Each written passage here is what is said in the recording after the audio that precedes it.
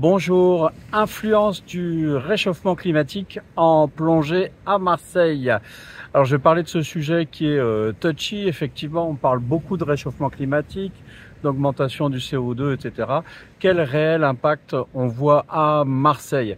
Donc pour me présenter, je suis Vincent de l'école de plongée Aquadomia, organisme de formation spécialiste de la formation plongée accélérée sur mesure du débutant aux moniteurs de plongée loisirs et tech et aussi aux plongeurs scaphandriers, les plongeurs scaphandriers mention B qui permettent de faire de la plongée scientifique, média ou de la mariculture. Alors, il faut savoir une chose, c'est que la température centrale de la Méditerranée, le fond qui est à plusieurs milliers de mètres, est à 12 degrés et que c'est la couche superficielle qui se réchauffe. Donc le réchauffement climatique atteint essentiellement la couche superficielle et ça se propage petit à petit vers le fond. Alors, quelle influence on a exactement à Marseille? C'est très simple, Il y a une recrudescence de certaines espèces. J'en parlais lors d'un live que vous avez certainement vu avec Sandrine Ruiton, plongeuse scientifique, qui parlait de la recrudescence des barracudas à Marseille. Les barracudas qui sont une espèce méditerranéenne, mais qui étaient plus de l'autre côté de la Méditerranée et qui ont maintenant des températures qui leur permettent de s'installer à temps complet, alors qu'il y a des moments où c'était exclusivement l'été. Donc ça, c'est une des premières incidences.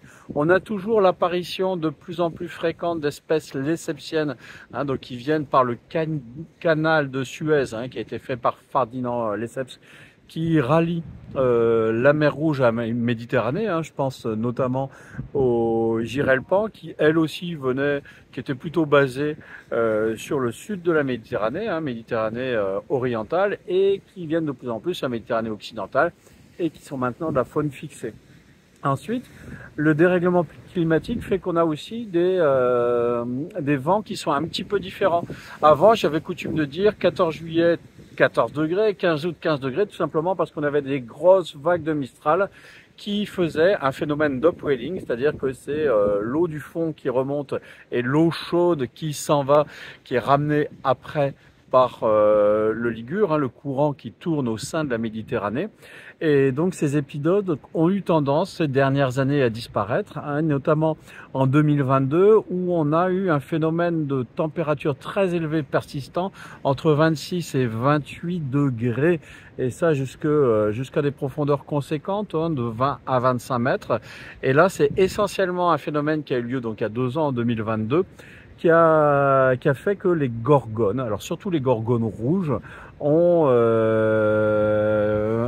sont mortes toutes à peu près le même jour, et elles n'avaient pas réussi à supporter ce pic de température trop longtemps soutenu. Maintenant, ça revient un petit peu, même si c'est des phénomènes très très lents. Je vous rappelle que les gorgones, qui sont ces branchages des coraux, ce sont des animaux. Ce sont une colonie de polypes qui a fait un squelette calcaire. Et donc, ça a été très nocif. Autrement, la population de poissons à Marseille est de plus en plus dynamisée par l'émergence du parc national des Calanques et notamment les zones de non-prélèvement qui ont été érigées au sein de ce parc, qui a été créé en 2012. Donc je dirais globalement au niveau des effets du réchauffement climatique, oui, on a des impacts, c'est très très clair. On a des impacts aussi par rapport aux pratiques de plongée. Moi je le vois tout simplement, maintenant je me contente très souvent d'une combinaison 5 mm pas très sophistiquée et ça me va très bien. Là où auparavant j'avais toujours besoin d'une 7 mm. Bon, bien sûr il est clair que pendant les périodes particulièrement froide, notamment en surface l'hiver, je privilégie l'étanche. Donc ça, c'est la première chose qui change en plongée.